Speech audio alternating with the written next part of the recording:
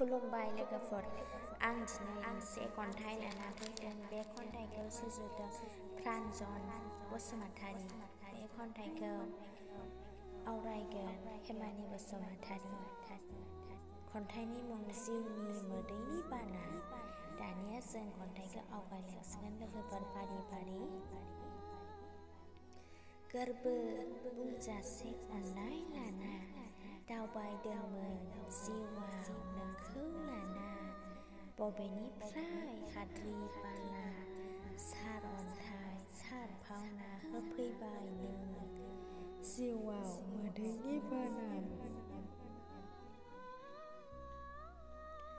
गोरबो बिखाया रिफिनबाय थायो नोंनि मिनिनाय आंखौ थाखोमाबाय थायो।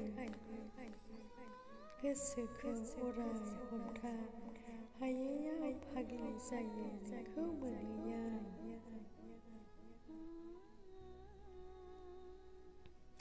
अरायनि थाखाय आंखौ नेवसिलांबाय नों मोदैनि बाना होलांबाय।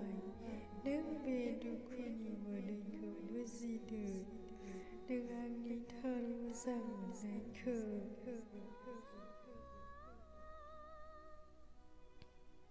बेसेदि गोदैमोन आंनि गोथार अननाया, बेसेदि हांखुरमोन नोंखौ हास्थायनाया।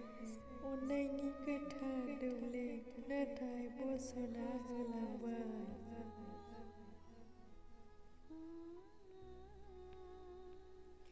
नों जिउआव थोजासे दुखु होलांबाय। मोदैनि बानाल'सो दाफैसै नों सिमाङाव मिनिगोरै मिनिनाय दावबायगोन।